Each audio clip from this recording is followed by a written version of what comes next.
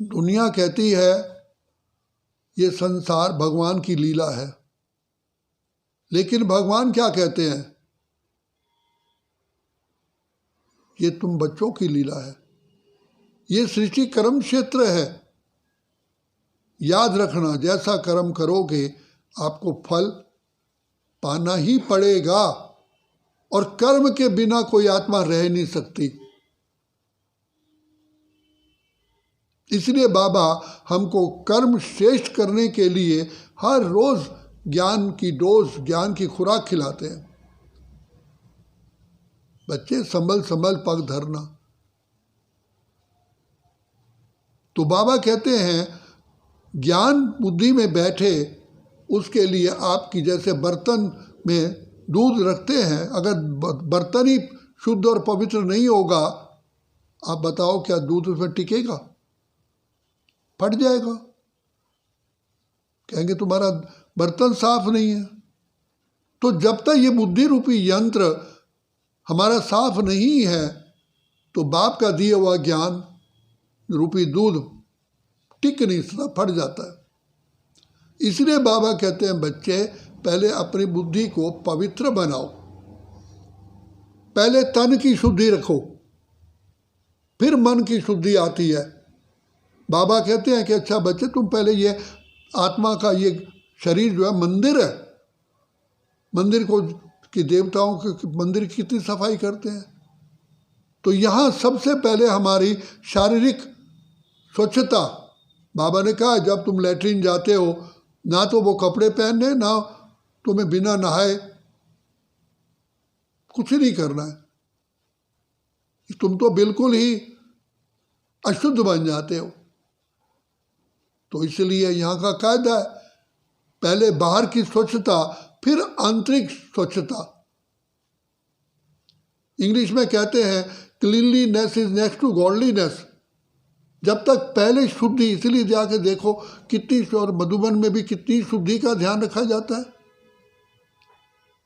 तन की स्वच्छता, वस्त्रों की स्वच्छता ही अपने विचारों में शुद्धता लाती है। और बुद्धि की पवित्रता के लिए बाबा कहते हैं मेरे को याद करो। जितना बाबा को याद करोगे उतना ये हमारे जो जैसे धूप से पानी सूख जाता है, ऐसे ही बाबा की याद से हमारे जितने भी विकारों की मैल है वो भस्म हो जाती, शुद्धिकरण होता है। ये हमने प्रैक्टिकल देखा हुआ है। बिना योग के ज्ञान नहीं, और ज्ञान के बिना योग नहीं, योग टिक नहीं सकता। समझ आती है मैं किसको याद कर रहा हूँ, कितनी बेहद की प्राप्ति है, युग युगांतर की प्राप्ति है, कल्प कल्पांतर की प्राप्ति है।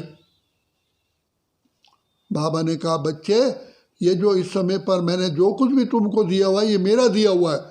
जब से तुम ब्राह्मण बने हो तुम्हें कितने खजाने मिले हैं, ज्ञान का, गुणों का, शक्तियों का, स्थूल धन का, समय का।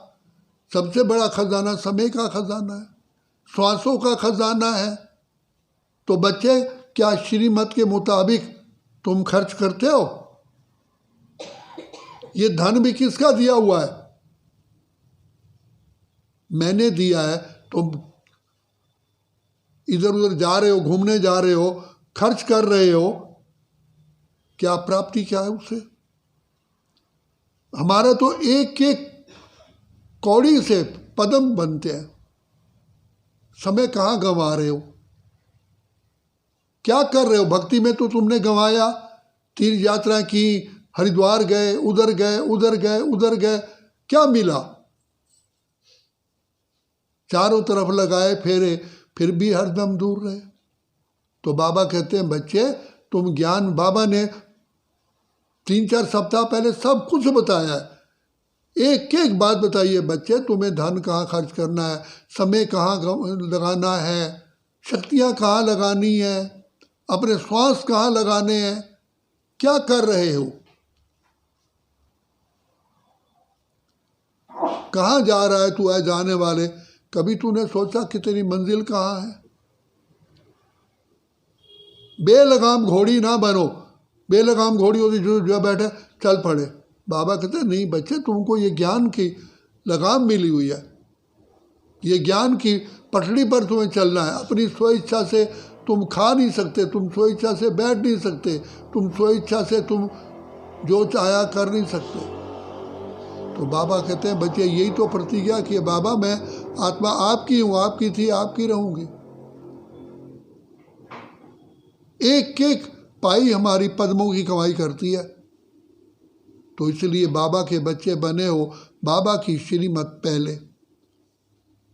मुझे परिवार वालों ने बहुत दबाव डाला कि जैसे, और हमारे जिस बहन से मैंने ज्ञान लिया उसका बाबा ने गंधर्वी विवाह कराया हुआ था। एक और भी दिल्ली में केस है। तो मेरे घर वाले कहते थे जैसे उन्होंने, तुम ज्ञान में चलो लेकिन तुम शादी कर लो, हम तुम्हें चाहते अकेले नहीं रहो।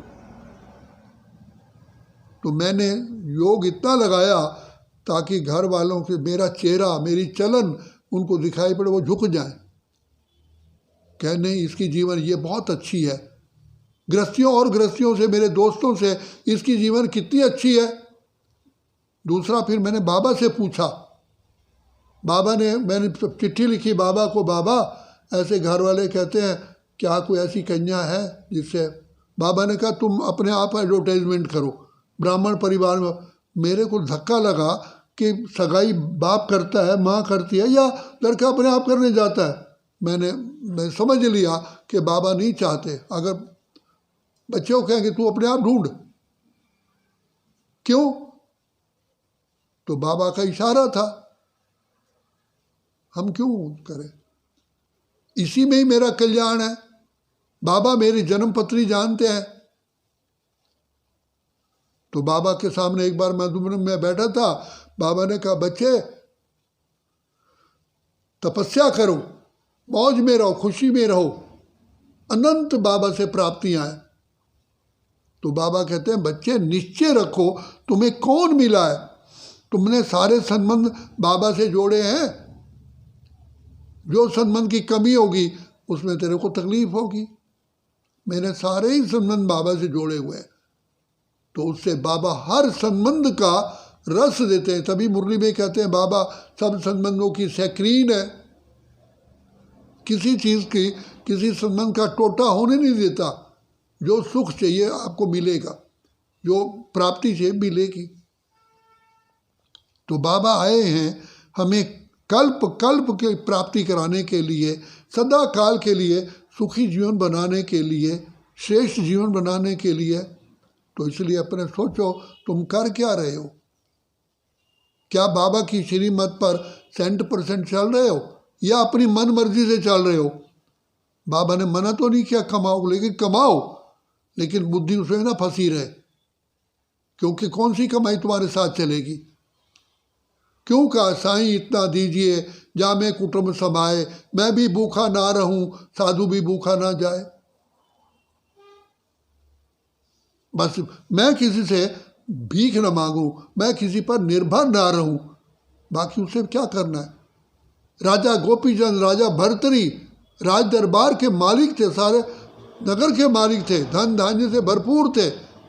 उन्होंने भी ताज उतार करके भगवान को पाने के लिए गए। जिन्होंने भगवान को पाने के लिए ताज तख्त छोड़ दिया, हमें तो भगवान मिला हुआ है और हम लगे हुए हैं, तो क्या होगा। ऐसा ना हो ना तूने रात गंवाई सोए के, दिवस गंवाया खा के, हीरे जैसा जन्म अमूलक कौड़ी बदले खोरे। हीरे जैसा जन्म कौन सा है, सारे सृष्टि कल्प में हीरे जैसा जन्म कौन सा है। जब शिव बाबा हम बच्चों को मिलते हैं, यही जन्म हीरे जैसा है, बाकी हीरे जैसा जन्म नहीं है। वो तो इस जन्म की प्राप्ति से हम सत्य त्रेता में मौजों में रहते हैं, जिसको स्वर्ग कहा गया, बैकुंठ कहा गया। तो बाबा कहते हैं बच्चे जाग सजनिया, जाग नवयुग आया, अब जागने का समय है।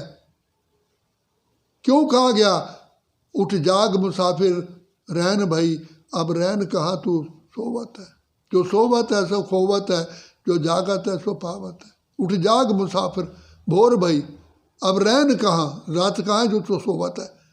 तो बाबा कहते हैं ये कलयुग रात तो पूरी होने जा रही है, अब तो संगम युग है। जागो जागो, प्रभु को पहचानो और बाबा से वरदानों से झोली भरो। अगर अब भी नहीं तो फिर कभी भी नहीं, क्योंकि समय का भरोसा नहीं है। बताओ किसी का भरोसा है? बाबा नानक ने पूछा बाला मर्दाना से, मौत कितनी दूर है? कहा एक कदम रखते पता नहीं दूसरा कदम आगे रख पाए या ना रख पाए। हमारा एक भाई ब्रह्मा कुमार को हार्ट में बीमारी थोड़ी सी हुई, अपनी कार लेकर के रास्ते से गया इसी अग्रसेन हॉस्पिटल में ही, उससे पहले ही गेट में जाकर टक्कर मारी गाड़ी ने, था ही नहीं। क्या सांसों का क्या भरोसा। तो इसलिए करना है जो भी कर ले, ये वक्त जा रहा है। हम लोग गीत सुनते थे, ए गाफिल तुझे घड़ियाल देता है मनादी। पहले घंटे बजते थे, 1 2 3 4, आधे घंटे बाद भी घंटा बजता था। तो ये घंटे जो बज रहे हैं, का गाफिल तुझे घड़ियाल देता है मनादी, कि गर्दों ने तेरी उम्र कुछ और घटा दी। 100 साल तुझे जीना था, एक दिन गया, दूसरा दिन भी गया, 1 साल गया, ऐसे ये समय बीतता जा रहा है। तो इसलिए अपनी कमाई का ये समय, संगम युग का जो समय है, यही हीरे तुल्य श्वास है, यही जीवन हीरे तुल्य है। मनुष्य तो मनुष्य ही बनता है, तो यही मनुष्य जीवन हीरे तुल्य है। जो का बड़े भाग्य मनुष्य तन पावा, सुर दुर्लभ सब ग्रंथन गावा। देवताएं भी इसी का गायन करते हैं। बाबा कहते हैं देवताएं भी ब्रह्मा भोजन के इच्छुक रहते हैं, क्योंकि ब्रह्मा भोजन खाने से देवता बने। तो देवताएं भी इसी जीवन की महिमा करते हैं। इस समय पर, समय को वरदान है, 1 करो पदम पाओ। 1 सेकंड बाबा को प्यार करो, तुम्हें पदम सेकंड बाबा प्रभु प्यार मिलता रहेगा, संसार का प्यार मिलता रहेगा। इसलिए बाबा कहते हैं बच्चे जागो जागो, तीसरा नेत्र मैंने बुद्धि का दिया, खोलो और अपनी जीवन को श्रेष्ठ बनाओ। हम तो हमेशा यही गीत कानों में गूंजता रहता है, कलयुग बीता रे सतयुग आया, जाग रे मानव भाग्य जगा ले। ये गीत कानों में गूंजता है। तो बाबा कहते हैं बच्चे यही समय है। बाकी तो जितना बाबा को याद करोगे वो आपका पुण्य के खाते में जमा हो गया, बाकी तो चला गया। कहा ना, एक व्यक्ति को कहा, एक व्यक्ति भिखारी था तो भीख मांग रहा था, लक्ष्मी देवी वहाँ से क्रॉस कर रही थी। कहा मैं तुझे आज इसको पूरा कर दूँ। तो कहा भाई भिखारी को कहा, तू देख मैं तुझे हीरे डालूंगी, तू झोली फैला, जो हीरा तेरी झोली में जाएगा वो हीरा रहेगा, और नीचे गिर गया तो मिट्टी हो जाएगा, ज़ीरो हो जाएगा। तो वो हीरे डाल रही है, वो कहते देखो तेरा जो झोली है ना, आवाज़ आ रही है फटने की। कहते नहीं नहीं और डाल और डाल। वो सारा वो चिर गई झोली, वो सारे के सारे हीरे ही गिर गए, मिट्टी बन गया। तो ऐसा ना हो, हाँ और ला और ला और ला, क्या करोगे? मनुष्य क्या चाहता है? बाबा कहते हैं 2 रोटी खाओ, प्रभु के गुण गाओ। तो ये बाबा ये नहीं कहता कि धन नहीं कमाओ, धन कमाओ, सुखी रहो, बाकी मर्यादा पूरा जो बाबा की श्रीमत मिलती है। पहला हमारी कमाई है ज्ञान और योग की। ठीक है, आज बाबा को ये प्रसाद स्वीकार कराया है, तो आप लोग भी